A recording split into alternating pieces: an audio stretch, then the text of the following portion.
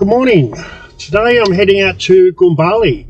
It's 104 kilometres from Trilby Station where I'm staying, and it's where I camp with Dad, Heinz and Robert. And I found a photograph. I'll show you. This is Dad and I sitting out the front of Warrego Hotel at Warrego, and it's dated 1981. So what's that, 42 years ago?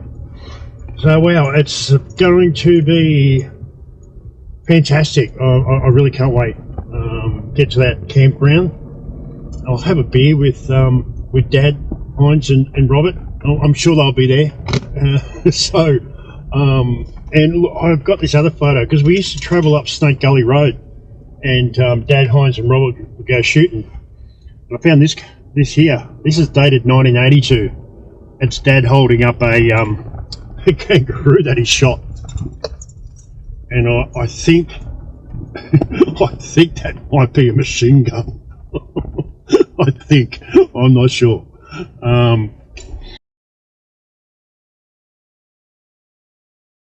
But yeah, it's going to be quite an emotional day today, and I'm so looking forward to it. So we'll catch up a little bit later when we get closer to Gumbalie, and hopefully, I'm 99% sure that the campground that I found on Google Maps is ours. And yeah, we used to had a big tent there, and the last time we went, we left the tent there. And Dad, Heinz and Robert all put bullet holes in it. Yeah, alright, so it's a beautiful day. It's 18 degrees. It's going to be a hot one. It's going to be the 30s, definitely. So yeah, we'll catch up a little bit later.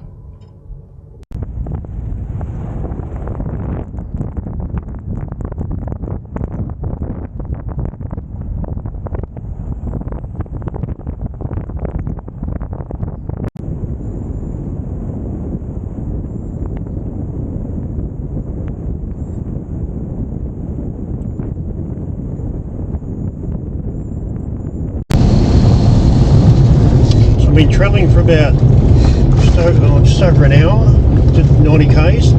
It's bad road, really bad. I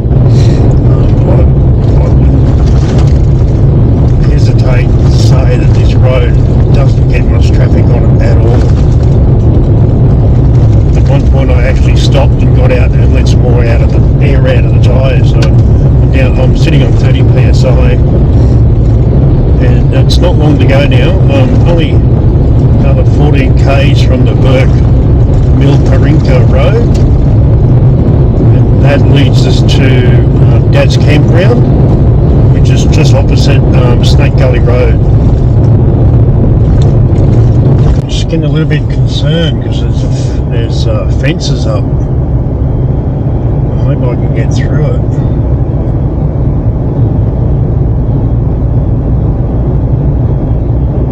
Snake Gully Road is just up ahead.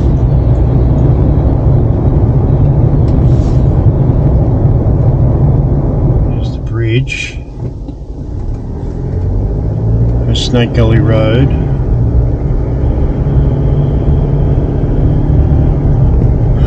Should be just in here.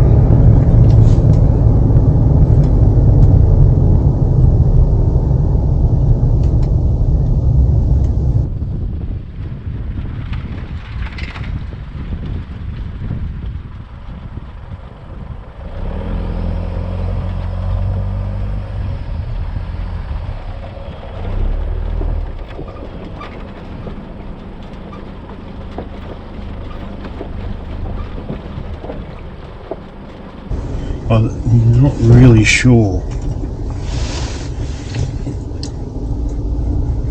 I think that might be it in there.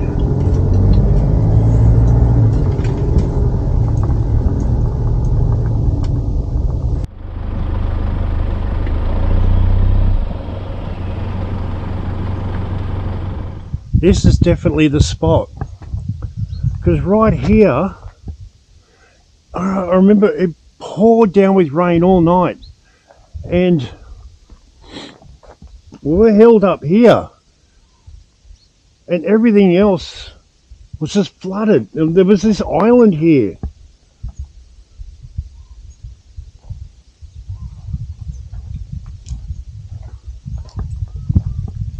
It's a bit dirty now. Filthy pigs. Got our tent here. Yabby net down there. And this is where I first shot my dad's 12 gauge shotgun. And there was a bird up in the tree there. And I held the gun, fired it, missed the bird, branch fell down, and I flew back there somewhere.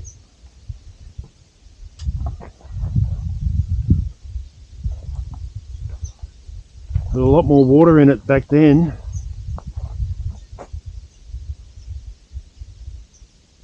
If you're really quiet, you can still hear Dad, Heinz and Robert drinking, catching yabbies.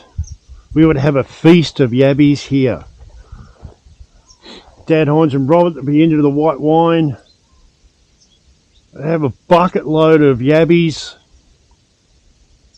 It was a meal that, you know, you'd spend $100 or more at a restaurant. We had it for free.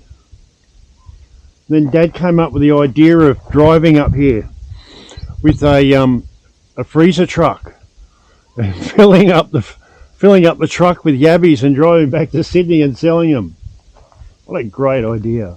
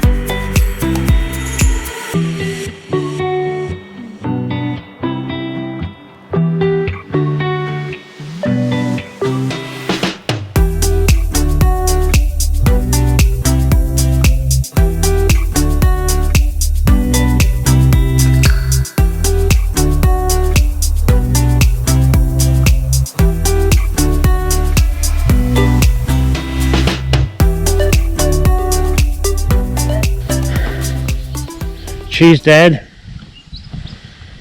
Cheers, Robert. Cheers, Heinz. Hope you're all doing well.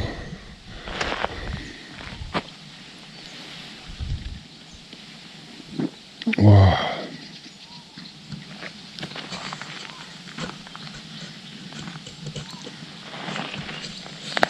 And this is where we walked out 30 paces each. And that was our hole for the 3 or 4 days we were here.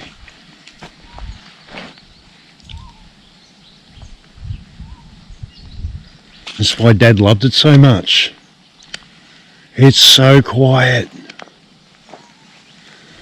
We were coming back from the pub one night. It was dark, as it always is, and I'm little, and I'm driving whatever car we had. And the three of them in the back seat, and Dad piped up and thought, oh shit, I've got to take meat out of the freezer. Damn. And the freezer was up at Fords Bridge where we kept all our meat.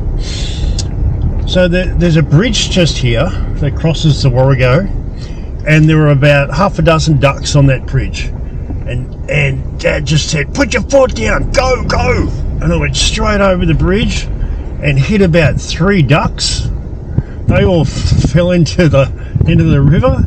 Dad climbs into the river, pulls these 3 ducks out, and he guts them, plucks them, sticks them on the fire, and we have duck for dinner. And I tell you what, it was the worst dinner I've ever had. It was shocking. And it hasn't changed much at all, really, apart from the the river being low, it all looks exactly the same. And how good's that? 40 years later and it still looks exactly the same. Now we'll head up Snake Gully Road and go up to the Warrego Hotel at Forge Bridge. We'll have a beer there too. And no one's around. It's fantastic. I love it. Love it, love it, love it, love it.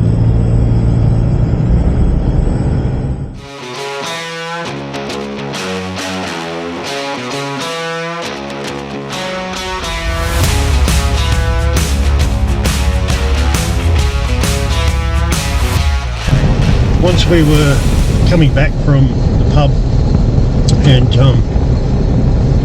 Dad saw some kangaroos and rabbits in the bush, so we drove straight in the bush and we're spotlighting. And I know we didn't shoot anything, or we tried to, but didn't hit anything. But we couldn't find our way back to the road, so we ended up sleeping the night out there in the bush. Now the back of the car was full of grog and ice, and I was sleeping in the back with the grog and the ice. It was the coldest night I've ever spent. It was freezing because I was literally wet all night. And then come morning, we started trying to find our way back to the road, and I just looked up and I could see these power lines here. And I said, "Hey Dad, look, there's the power lines." And we were literally, I don't know, 20 metres from the road. That was a cold night.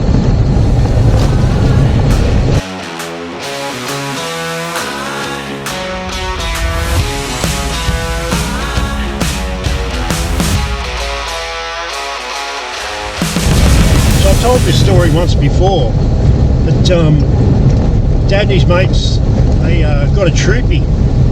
And we went up to the Warrego Hotel one morning, or would have been the first day we arrived, and they must have spent about $300 or $400 on alcohol, scotch and vodka and tequila and bourbon, whatever they had. And when we were coming back, we must eat a hole or a heavy grit, and the barn doors of the troopie just flew open, and all the alcohol just smashed down on this dirt road. And we pulled up, went round the back, and yeah, broken bottles everywhere. So Dad, Heinz and Robert were just picking up all the broken ends, all the broken bottles, and just drinking whatever they could that was salvageable.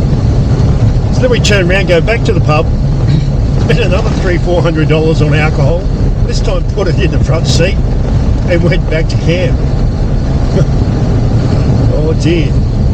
And they were like pissed, like at about, there go some goats, 10 o'clock in the morning, from drinking all what was left of all those broken bottles of booze.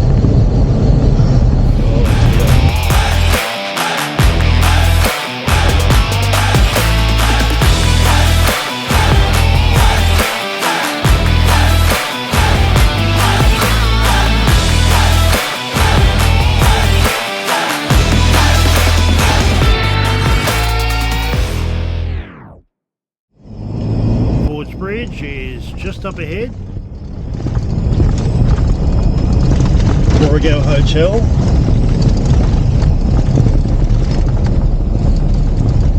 And from memory, there's not much here. I think it's just a pub, from post office, a couple of houses. I think that's about it.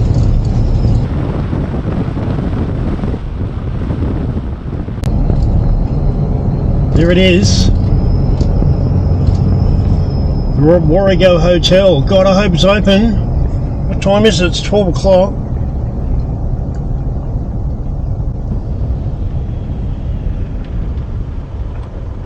Open. Unreal.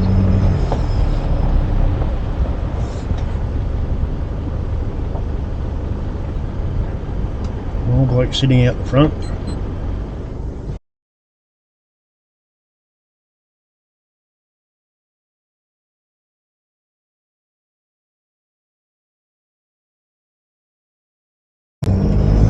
So this is Fords Bridge. There's a Warrego Hotel. Just had a couple of beers with the owner who's been there for 14 years. There's a population of 4. And 3 of the residents here don't step foot in that pub. Imagine that. Living in a small town like this, which is a couple of houses, and you don't go anywhere near the pub. One of the reasons is that 2 of them are on a pension, can't afford the beer. There's a tennis court over there, which was there when I was here in the 80s. And that's it, it's gone. Fords Bridge. It's all over in about 200 metres. So I'm leaving Dad there.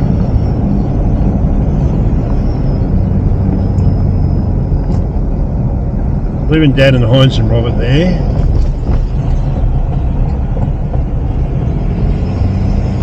Oh, they'll keep the pub going. See you, Dad. Love you.